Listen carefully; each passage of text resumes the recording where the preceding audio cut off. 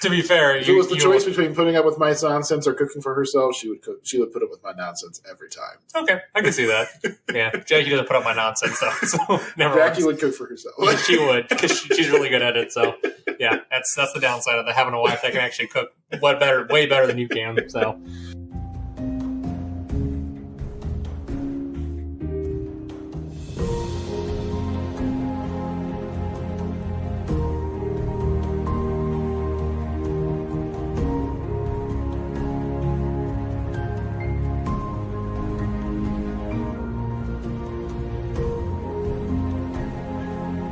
Hello, and welcome to Seriously Pointless Conversations about Culture. I will be your seriously pointless host, James. I'm joined by David today. Wow, you're way more serious about that intro than I am. So I like it, though. It's a different tone. You're very doctorial in your delivery. You know, that's how I do it. That's how I do things. That's how I do things. That's how I roll. So James is going to be hosting today, guys, and I'm going to be taking a little bit of a back seat on this one. So yes, and today we're going to explore the world of Raft. So Raft was pretty new to me. You actually got me into this. It was pretty cool. This is one I encountered when it first came out. I guess I'll start by saying Raft is a survival crafting genre video game. They first started developing it in 2016, but it came out in 2018 as a early access game on Steam. Yeah. I picked it up shortly after it came out. I played it, 5 or 10 hours, something like that. I had burnt through the content that was there at the time. And then it just went on the back burner. As I can see that too. So yeah, that's one of those great games. It's like I've noticed like in our group of friends that crafting survival games are pretty nice and good to play as groups because usually you have to work as a team a lot of times. Yeah, I love those open world. I love the crafting survival genre when they have a game with a bit of a plot. Mm-hmm. It has a world that's fun and meaningful to explore, and it's not just like an endless grind. And Raft does pretty well with that. It does, yeah. And it's one of those things. It's like you kind of look into it, and it's even though it's still early access, they're still pumping out quite a few things. So, before we delve into it, do you want to? I know we kind of actually yes. I skipped a segment. That's right. Man, you're already slacking on your hostly duties. I'm not used to hosting. Not following the segments in the podcast. My job is usually just to coast along and provide commentary. You get one. Shame. I get one shame? Shame. How many shame before I get kicked out of hosting? Well, considering you're one of my main hosts, probably never. But let's put a. Then I will bear the shame proudly. That's right. You're gonna shave your head, and we're gonna give you like a little walk to the street, and you'll say shame. Shame. If this ever gets into a video format, we can include a shame counter for James. That's right. We'll move it across the thing. So it's like, wow. What have you been up to gaming lately? So gaming recently, I actually kind of started delving back into Hades a little bit. Started getting into catching a few more of the collectibles. I've been really turning up the heat meter to try to get some of those like Skelly statues out there. Have you tried yet? I have been lightly dabbling in the heat meter. I haven't really pushed it yet. It is daunting, to say the least. I've been doing let's turn it up one rank and try and unlock some more stuff for the weapons. I haven't I haven't cranked it yet. Dipping your toe in, man. It's okay. So I have done so. I've noticed that if you crank it up past like 3 or 4, it gets substantially harder. But for like one of the Skelly statues, you have to have a rank of like you have to do the heat meter of like minimum of 8. Which is ridiculous. Bad. So I've tried it a couple times. I have not gotten past Elysium yet. So are you like doing extreme measures, or what are you, or middle management, or like what are you? I'm throwing in. So I've thrown in middle management, that's the one where they throw an extra mid tier, mid boss. Enemy in with the mid bosses, yeah. And then I actually threw one on there where it was. They do like the armor absorption or the hit absorption, or it's just one. Well, it's only one. So the thing is, it depends on if you hit it up to knock it up to 3, it'll give you the first one. It's like one hit. They get one free hit. Mm-hmm. Every enemy gets one free hit, and then their health meter starts. So it's not as bad as it sounds. I guess depending on your build, that might be very noticeable or not. Like if you're doing if you got like the Poseidon dash, you would not even going to notice it probably. It's not as bad depending on your build, and you have to kind of like move it around and accordingly. But I have not touched the ones where it increases their health, speed, and attack. Mm-hmm. Like if you crank it up all the way, which will give you the most, it'll give you like up to like +5. I think the most it'll increase it does up to 40% for every enemy in the game, which is stupid. The speed one sounds particularly punishing. Yes. It's hard, especially if you don't have any of the Hermes upgrades. Yeah, I mean, I'm learning that as you go through the game, the more you get into the heat meter, if you're going to increase your, if you're going to increase and give the enemies any boons or anything like that, you're going to want to increase the take on the Hermes boons. Otherwise, you're going to be screwed. So, yeah. And Hermes is my homie right now. So. And that's something I've been doing more as I play. Is that I used to not prioritize Hermes because I thought that some of his stuff was kind of meh. Yeah.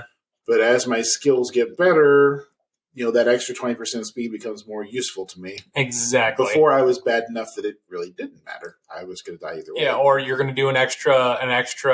What's the term? Dash. I was better off going for an extra Centaur Heart or something because that would at least let me live for another room. Yeah, at least But nowadays you can literally just maybe you want to get the Dionysus boon where it's like you every time you get the ambrosia or whatever, not the ambrosia, little. What's the one below it? I'm trying to remember. I'm having a brain fart. That's the nectar. The nectar. Every time you get a nectar, you get increase that. Or say is it the Aphrodite one? Or every time you get a health increase, it's like an extra 5% or 4%, depending fields or whatever it's called. Yeah, things like that. So you can manage it a little bit better, mm-hmm. and it's not as bad as you think it is. But also, it's like your skills are going to get better as we go through. But and I've been thinking about respecking because I was doing the Fated Authority that lets you reroll what's in the next room. Yeah. And I've been thinking about respecing the one that lets you reroll the boons that you see. Much better.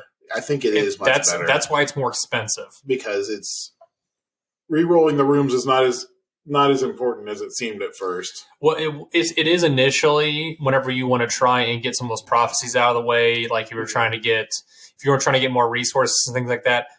But later on, it's all about the boons, man. It's all about the amount of boons that you need to get. Okay. So. Anyway, we've talked enough about Hades now. No, that's okay. So what have I been doing? Yeah, what have you been up to, man? I've been prepping for Burning Crusade Classic. It just got announced, I know, but I was going to switch my professions and stuff around. Yeah. Decided I'm going to play my mage, I think. There you go. And I'm dropping some professions, and I'm picking up tailoring and stuff because it's a much more useful profession in Burning Crusade. Are they nerfing the skill a little bit, or what are they doing with it? Well, in WoW Classic, the crafting professions are important, of course. Yeah. And particularly blacksmithing makes some pretty awesome gear, but not much or any of it really requires you to have the profession. And so, mm-hmm. aside from having maybe one person for each guild, you really just gather the mats and then you paid someone to make it for you. Yeah. But in Burning Crusade, most of the class professions release some really awesome gear that requires you to have the profession to use it. And so for Mage in particular, the Spellfire set and is one that you need. I take it that you're going to be burning things. So yes, I will be burning things. That's right, you will. I've been a Frost Mage and I'm ready to be fired. That's right, you're going to burny things down. So that's awesome, man. I'm glad it's awesome. Yeah, so that'd be fun. That'd be fun to play with Zagatera with. So that'd be fun. So anyway, back to Raft. Yeah. So Raft is a interesting game mm-hmm. in that it was actually developed by university students. Yeah. So these are 3 Swedish students. They came from Uppsala University. Mm-hmm. They started in 2016, developing it kind of as a small studio type thing. Mm-hmm. They continued up until 2018 when it got released as an early access game on Steam. Previously they had pushed it on a couple different platforms just as development builds. I think the indie platform itch.io was one of those. Yeah. They were talking about supporting other OSs at first, like Linux, and it eventually got cut out. I mean, cross-platform support like that is a very ambitious thing to do for a small development studio. It really is. Where they just need to get a game out. Yeah. This is something that a lot of where a lot of studios live and die is because people don't realize that making a game, even a small early access game that's playable, is years of effort for multiple people. Yeah. And people got to eat in that time period. Yep. So there's two routes to go. You can either take out a loan or just stake your life savings on it and just go balls to the wall for 2 years and hope that your game releases and sells. Mm-hmm. Or some people will do the thing where they try to work and develop at the same time and they just burn their life away working, 300 hours. It's like talking to some of these guys that or listening to some of these guys that make these games on like interviews and things like that. They say they literally have no life outside of they go to work, they come home, and they work on their game, and then they go back to work. And I'm just like, they don't have a social life, they don't date, they don't do anything. That's literally all they do. And I'm like, if you have that kind of dedication and have that amount of like ambition to want to do that, good for you, man. I don't. Well, and that's just what it takes these days to get a new studio started. I know. Especially something like that. Even established studios work insane hours, especially in the crunch at the end. Yeah. Where, some people call it like a death march or, hell month. Or the hell march. The last few months when things are really coming together. And you're trying to meet your deadline so you can release on time. Yeah. But for any studio, but especially for a brand new small studio, it's that tension between how good of a game can I make before I go bankrupt trying. Yep. And anyway, and that's why early access has made indie games so much bigger, I think, is they can get some income without releasing a complete product. Between like you said, between early access and the kind of the GoFundMe and all those kind of the crowdsourcing kind of things a little bit. But early access is its own challenge too, because you commit yourself with early access and it puts you in the public eye. Mm-hmm. And people expect regular, substantial content updates. I don't know what you're talking about with, like, say, a No Man's Sky situation. No Man's Sky situation, yeah. People expect these things, and if you can't deliver regular, timely updates, it's just going to die, and it'll be gone too. Yeah. So you put yourself in a position where you promise things that are in the game, and then they're nowhere to be found, and then your game is devoid of things. But in their defense, they have put a lot of those things in the game now. No Man's Sky has really redeemed itself. Yeah, and actually, there's some good documentaries about it. It's interesting. Originally they were kind of painted as money-hungry people who promised and couldn't deliver and got caught with their pants down. And in retrospect, it seems more like they were a studio that just didn't know how to say no. Yes. And they got caught in the crowd on the wave of their own success, and they reached a point where they couldn't stop.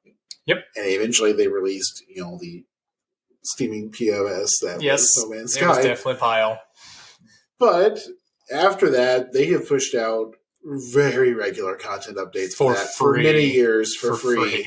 Yeah. And the finished game now is everything they promised. Mm-hmm. Which I'm really excited to see if I think a lot of people learned a lot of lessons from that, saying they're tempering their expectations as a smaller studios, much like the guys here with Raft. These university students, they really tempered their things. They're like, hey, this is our world. This is our game. We want feedback from it, and let us know if there's things we can fix on it and things like that. So, but so for Raft, this really worked for them. It really did. They launched the game and they said 2 weeks after launch, it was number 3 on Steam. It had already sold 400,000 copies, which at about $20 a pop, I mean, that makes up for a couple of years of work. Yeah, just a little bit. The game is still updated regularly. They're great about sending out letters and stuff when that happens. But what is the game? So the game is a first-person, like we said, survival crafting game. And what I think is unique and kind of the main feature of the game is that you start as a sole survivor, or if you're playing with friends, you can have more than one person on this itty-bitty raft. It's like 2 blocks by 2 blocks. It's like I'd call it a 4x4 probably. You have nothing but a hook that you've made out of trash attached to a rope and the raft you're standing on. And all you can do to start with is throw this hook out and grab the bits of trash that are floating around in the ocean around you. We are so much more now, James. We're so much more. Not that much more. But hey, I think we're so much more. We built up a lot. And so you start by just frantically collecting the garbage around you. Yep. And you can start to do things like you can make a little wooden hammer. You can make more little pieces for your raft, which is like, just tubs of floating plastic with some wood strapped on top of it. Simple things. And This is one of the things I like about this game, because a lot of these crafting games are pretty unrealistic. Yes. They either take the stick like Subnautica did, which I think was good, where you start with like a futuristic, very particle sci-fi recombobulator, which kind of helps with the suspension of disbelief. But if you play something like Arc Evolved, it's ridiculous. Which is a good game, but you kind of bash two rocks together, and here's an AK-47. It's like not at all. Like that's not how that works. It's months of tooling if you're by yourself. So, or if you've ever watched the YouTube channel How to Make Everything, that guy's realize legit. That he's legit, and it's a cool channel because he's an average Joe. He's not like a super cerebral science type. No, he's clearly kind of fumbling his way through it. It's fun. Yeah, but the things you make in this game are things that a survivor could conceivably have made. No, yeah. So that's 100% true, because like as you progress through it, like you said, you have the floorboards, like, which are literally just planks and plastic you throw together, and then eventually you kind of grow and you build a sail, and it's literally just it looks like a sheet on top of like 3 pieces of wood or 4 pieces of wood, depending on how big it is, and you have to manually turn it. It's like and so. To start with, your raft is just drifting on the ocean currents, and eventually you'll get lucky, and it will push you into a little island. Yeah, and a tiny little piece of land and a sea of just water. If you're lucky, the island will have a couple trees on it you can chop down. It might have some fruit you can pick. Yep. And in the water, which, by the way, is patrolled by a shark, which we haven't talked about yet. Which one is it? Is it daddy shark or is it mommy shark? I think it's a big daddy shark. Which actually, sharks are fish, so it's the other way around, right? It's a big mommy shark. Yeah, that's right. That's right. You should know better. I should know better. That's right. You call yourself a scientist. Anyways, so that's then on a side note, we definitely did name our sharks every time we killed one and a new one came back. So yes. What's the current shark? I forgot. It's not Bernadette. It was something weird. I'm sure Kelly remembers. She probably remembers, and when she listens to this, she'll be mad at us. But because I can't remember any of their names. We're going to go with Brunhilde. It is Brunhilde, yeah. Oh, is it Brunhilde? One of them was Brunhilde, yeah. I think that was the first one. I don't know if that was the most recent one. It was definitely one of them was Brunhilde, but yeah. So obviously, like you said, that Steve was one too. Steve the shark. So you have this shark that kind of harasses you, right? Yes, and that's in the first scene of the game. Like, there's you on the raft, and eventually you're going to think, I could just jump out of the raft and go grab this trash a lot faster. Wrong. And you're wrong. This shark comes out of nowhere and bites you and takes like half your freaking health bar. That's right. And even if, like we said, even if we kill the shark, a new one will spawn eventually. Yes, and the shark doesn't just attack you in the water. He also chews your raft to pieces. That's what he does. Every freaking minute or minute and a half or something, he'll come up and try to bite part of your raft off if you don't fend him off. And you gotta use a spear to stab him, don't you? Yes, you do. That's right, you do. Yeah, it's good stuff. So, that's kind of the base of the game, right? You get this core gameplay loop where you collect things, you try and craft things. Like you can make a little water purifier that you can boil water and collect fresh water, so you don't. I'm so glad we have the solar one. It's so much better. You can make a fire to burn your food on. I mean. You can do so many things with it. You can do a lot of little things. You can make a little primitive forge if you collect enough clay and sand. And, and it's good because, like, as you slowly grow, you start to notice that, even if you do these things on your own, like every survival game, it makes things a little bit easier, right? It does. And so you get to the point to where you're self-sustaining, you have fruits, vegetables, you can fish if you want. And once you've gotten past that point where you're not like a subsistence farmer, where you're not frantically boiling water and drinking it because you're on the verge of death. Those first couple hours we played, and I was just like, frantic, are just awful. Especially with multiple players, because the raft size isn't big enough to accommodate a bunch of stuff, and so you're constantly fighting against the hunger. Yeah, hunger. You're fishing, you're trying to get water, and then all of a sudden somebody uses the wall of water, and you're about to die, and you're just like, where the hell did all the water go? And it's just. Yeah. And you're yelling at each other like, why did you use the water? And you're just like, well, I didn't use all the water. Like, yes, you did. And then you end up yelling at each other. It's just, it's a spiral down into madness a little bit. So yeah, once you kind of get past that point, you'll have found some other wreckage. You'll find some other people's rafts with no one left on them. Some of the islands have something where obviously someone was there, but so this is the story of the game, correct? It is, and eventually you find the plans for a radio. Yep. And if you've been diligently collecting materials, you can make a primitive radio and a primitive battery. Right. If you're hoarders like we were, we made it in like 2 seconds. Yes. We didn't throw anything away. Way before we were ready to actually use it. And yes.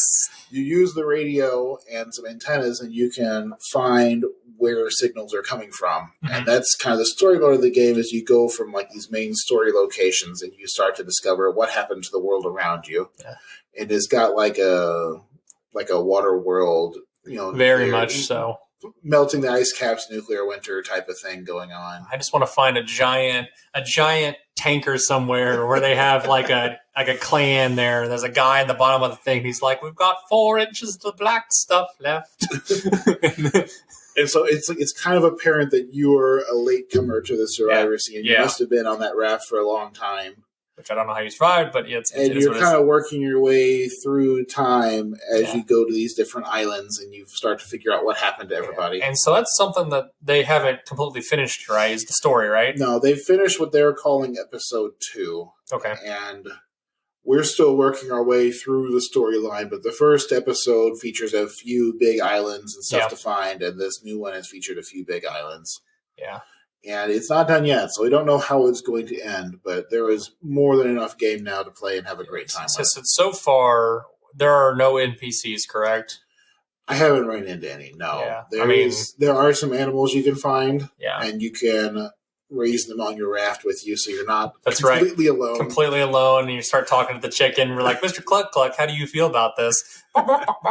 Yes, I know. It's kind of a Wilson situation kind of going on. There's some goats and chickens, and you can kind of farm the seagulls, and you can raise grass and plants and stuff, so the raft is not as devoid of life as it first was. Because let me tell you, when I played it first in early access, there was nothing. Yeah, I can see that. The big islands didn't exist at all yet, so you could just go from small island to small island endlessly.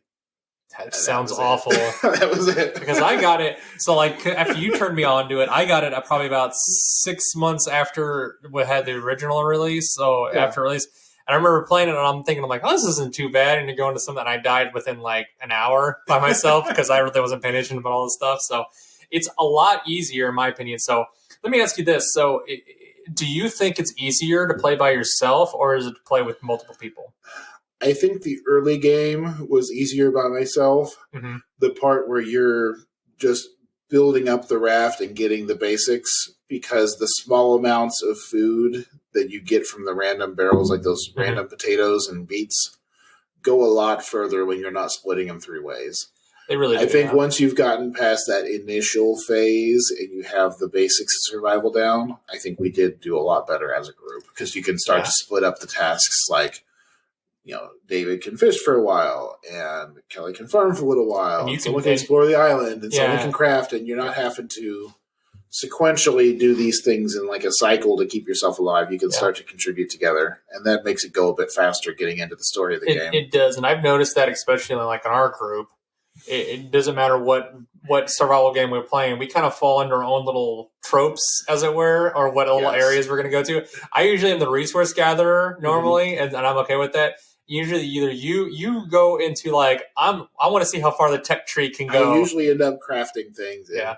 Kelly is usually the farmer. She is the farmer. Yeah, that's okay. Something about feeding everyone fulfills her on a deep level. She always does that. That's okay. That's great, because I hate doing it. So yeah, it's kind of a slog, but it's cool that everyone kind of follows those tropes, because then we know kind of like what we're gonna kind of follow. You're the guy who goes out and fights the shark, and it's like, hey, I killed a shark, and I found a piece of trash on the bottom of the ocean. That's right. And look, now I have this amazing shark helmet that I can have. And it's like, great, I'll take this trash and I'll make you a metal spear. Go kill the shark again. I'm going to kill it again.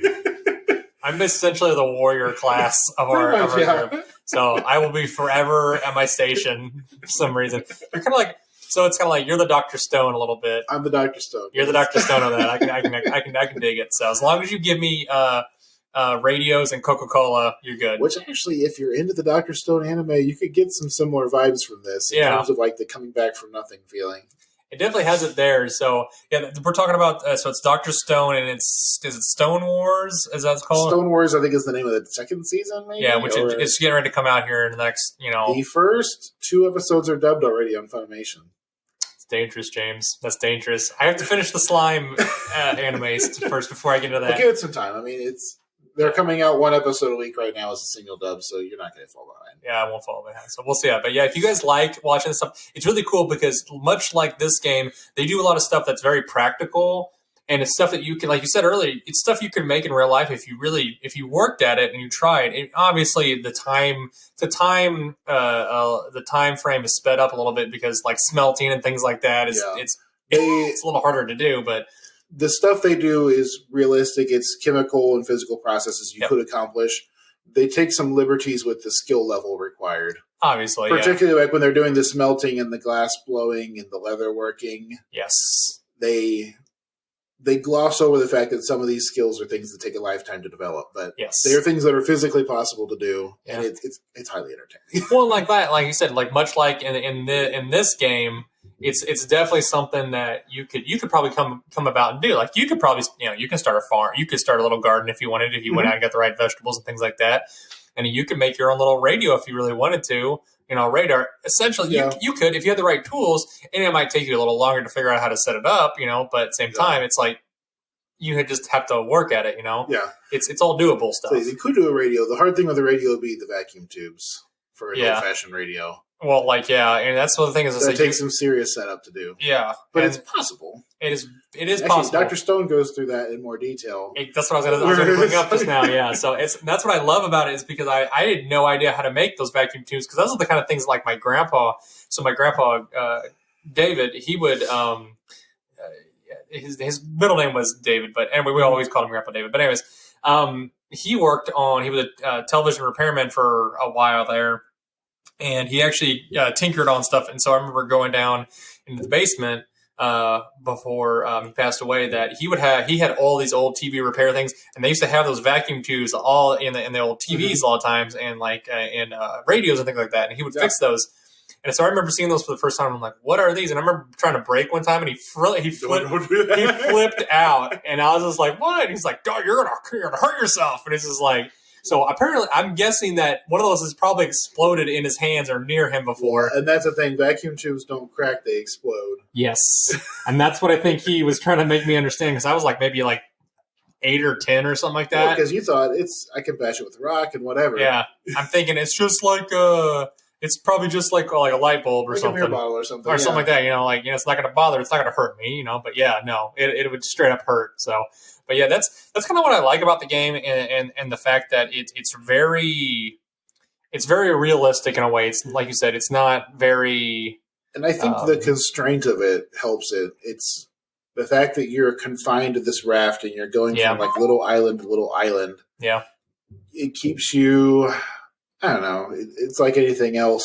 The constraints are part of what makes it fun to explore and build and see what you can accomplish in that space. So let me ask you this: would you like to see them expand the world a little bit more and put more like solid ground stuff, like make it into more of like an archetype thing? Well, I like that they're putting these big islands and these story elements, like the cruise ship and the floating radio tower and stuff like that. I'm glad that they're there, and I'm glad they're including some of this to explore and find and do what's going on. But I think the core gameplay loop of exploring an island and then coming back to your raft, your home base, essentially. I think that's the key part of the game, is that the raft is your home and these islands are places that you visit. Okay.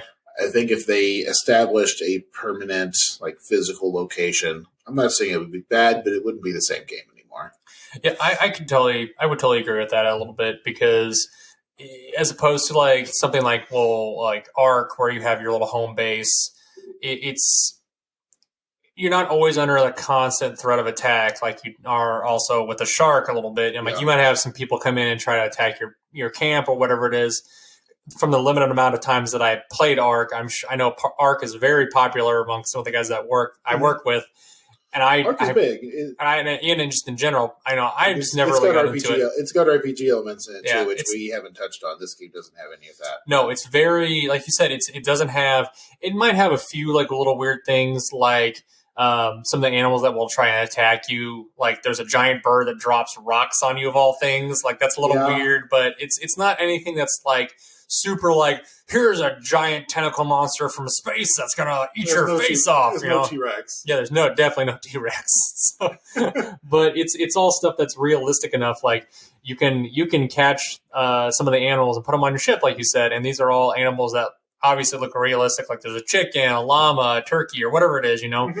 and they have things, bees of all things. You can put bees on your raft. So and people have built some truly impressive rafts. yeah, we were actually looking at some rafts. A guy that it was on YouTube, a couple of YouTube videos, and they're even like more impressive than our raft, in my opinion. Like our raft's getting there, but it's very impressive. Yeah, our raft is kind of it's bad still. I mean, we I think the word you're looking for is janky. Yeah, we've built out the ground like foundation of it, and it's time for us to start like actually building some structure into it. Yeah, so I think if we finally get that second layer on there, we can move the plants and animals up top, and we can start getting some animals and stuff like that. We've got a good foundation for a raft. We're getting there. It's definitely taking time. So, but yeah. So tell me. So obviously, reception wise for this game, let's see. By May of 2017, the developer mentioned they had gotten 7 million downloads. Mm-hmm. Polygon called it one of the most successful games of 2018. It's been on many Let's Plays and YouTube videos. Like a lot of roguelike games, this one is very Let's Playable. Yes. Well, it's because you can ask people like, hey, what do you want me to build now? Like, do you want me to play this? Or like, it's like, and you can also it's also one of those things that's like, if somebody doesn't know how to play the game and they're just getting dropped into it, say if you're younger and you're kind of like, you're getting a little overwhelmed with the mechanics or something like that, you can pop on YouTube real quick, watch a gameplay video of it and say, oh, hey, this is what I needed to do. Or like, hey, this is what I need to do next. Or I need X, Y, and Z to try to survive, because even though, it's pretty straightforward for us because we've played several survival games at this point together, and we kind of know, hey, this is where we're going to go for all this stuff. It makes sense.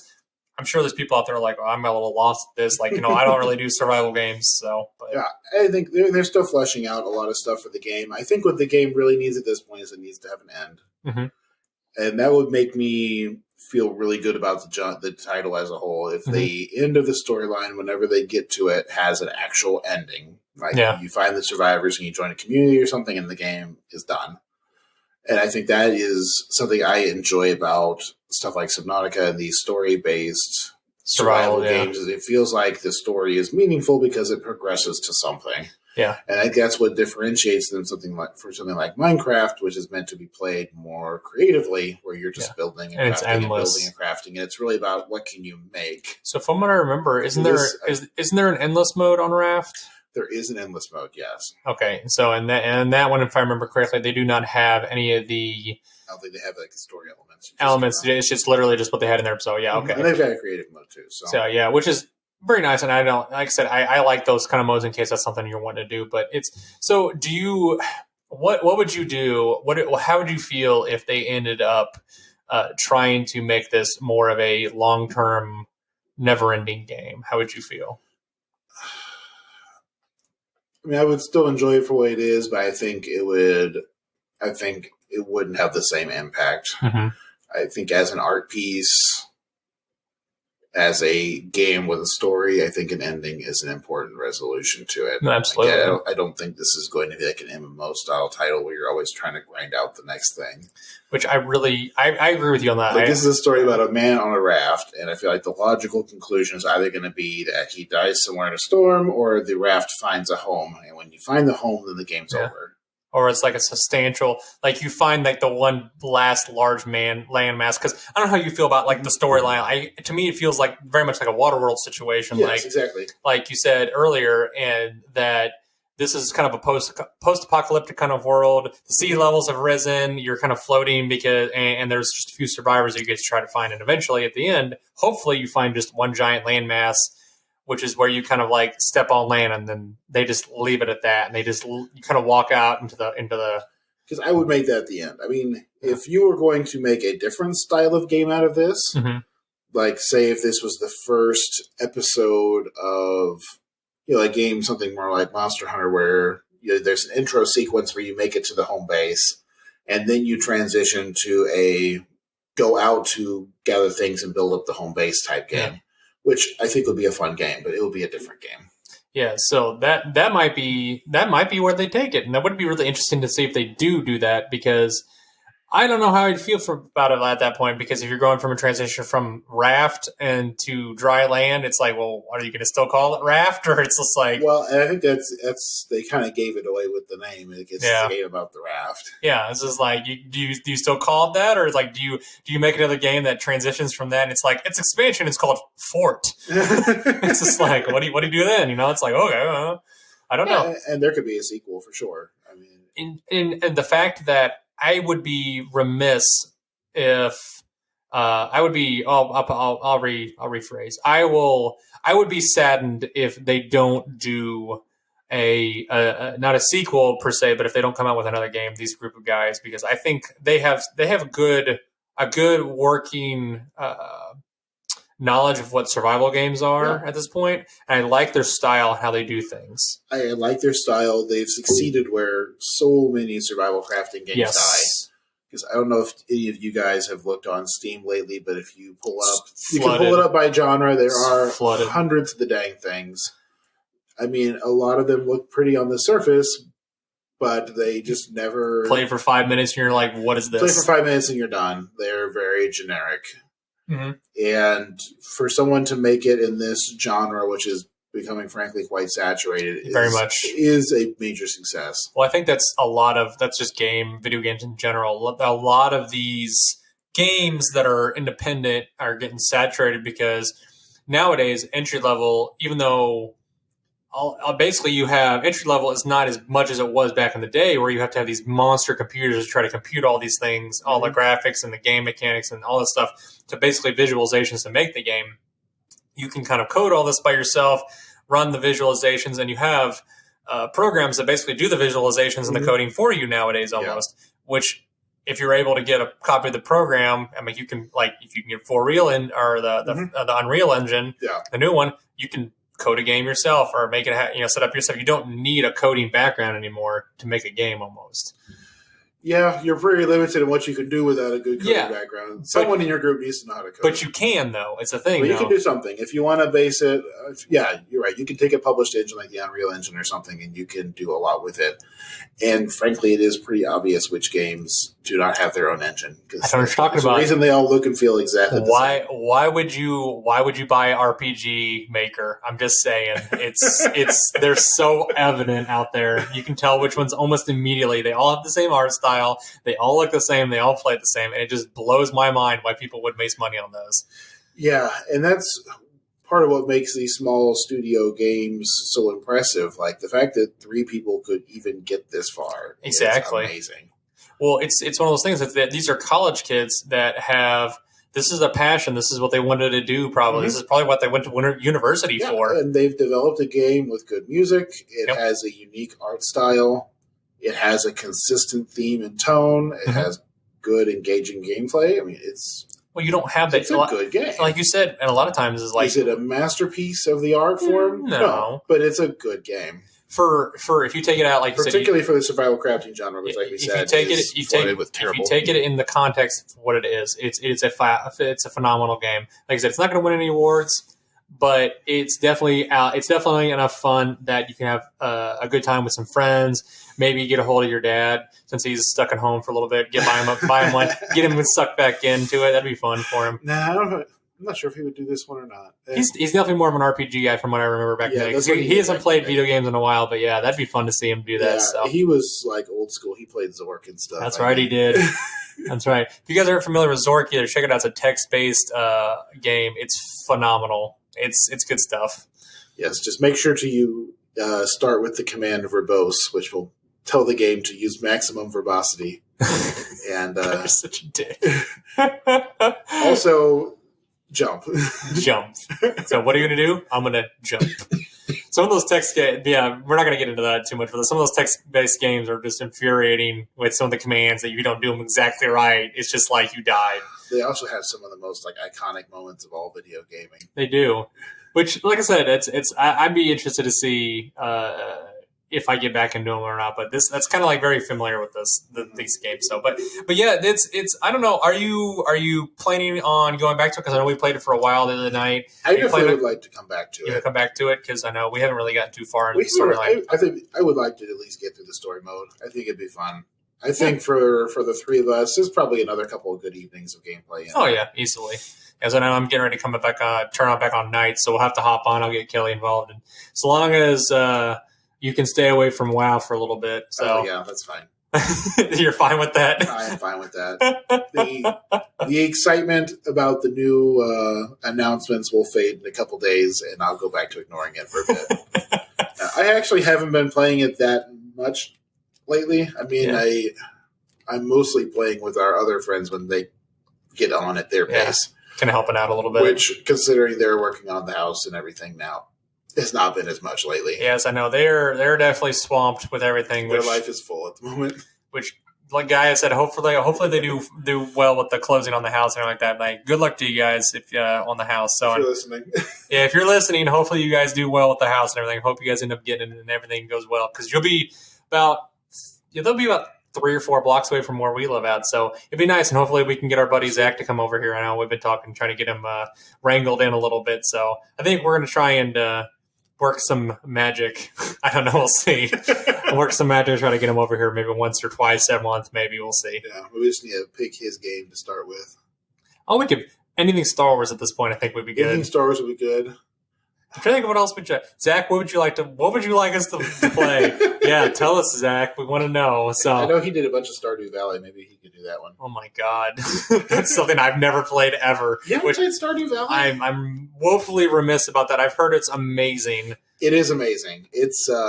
I just have to get the time and effort. I think I actually have it on Steam. I just have never played it. It's Harvest Moon 60. It's like a Harvest Moon type game, like the Super NES Harvest Moon. But it's elevated.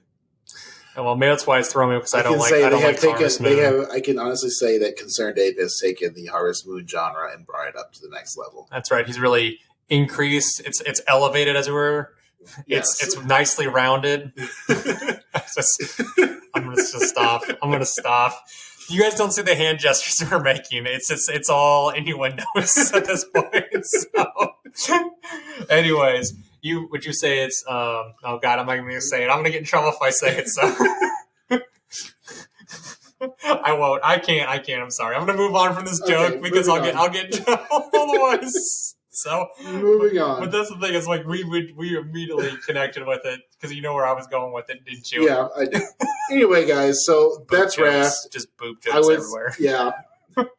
I mean, you can grow some peaches. That's right. Hey, peaches for free. Millions of peaches for me. Anyway, Raft. It's a charming indie game.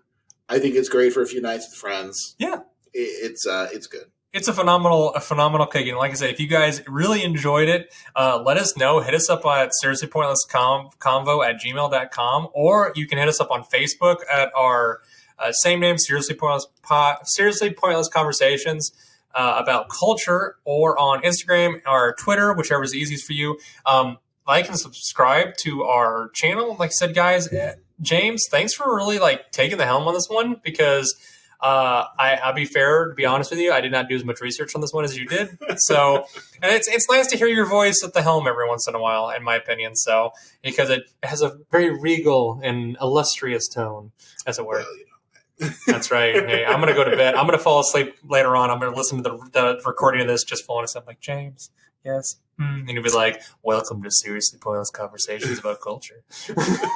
That's right. Yeah, everyone keep that in your thoughts. Some of us take things seriously. Not I. I am the most serious individual you've ever met in your life. Am I wrong? Yeah, if you guys know me, you know I'm far from it. But anyways, guys. Work hard, play hard. James, you want to take us out of here? I don't remember the outro. You don't remember the outro? I don't remember the outro. Shame. All right. It's 2 shame points. Shame points. It's 2 up. You've got an infinite amount to go because I can't afford to lose you. Anyways, so guys, I just want to say thanks for stopping by. James, let's I don't know what we're gonna get into next week, but thanks for stopping by, guys. Yeah. We'll figure it out what we're gonna we'll post something and see what you guys want. I'm gonna probably do a little question board, see what you guys want us to go over. I know We have hit a few things that you guys have liked. I don't know. We'll do Awaken Online. People are interested in books. That is true. Jackie and I have been doing a lot more of the books, and we haven't done a book with James yet today. So we'll have to see. I don't know. We'll see if you guys like. But we did Hitchhiker's Guide. We did do Hitchhiker. I totally forgot about Hitchhiker's Guide. Books, really. To be fair, yes. So, but anyways, before we go down that rabbit hole and delve off into the nothingness, guys, I just want to say thanks for stopping by. And like I said, come back next week for another adventure in Seriously Pointless Conversations. Awesome. All right, James. Talk to you later, man. Bye, guys. If you're interested in keeping up to date with new episodes on our channel, add us on any of your favorite podcasting apps or subscribe to our YouTube channel at Seriously Pointless Conversations. If you have questions or concerns, please email us at seriouslypointlessconvo@gmail.com. We appreciate any feedback. Thank you for listening to our show.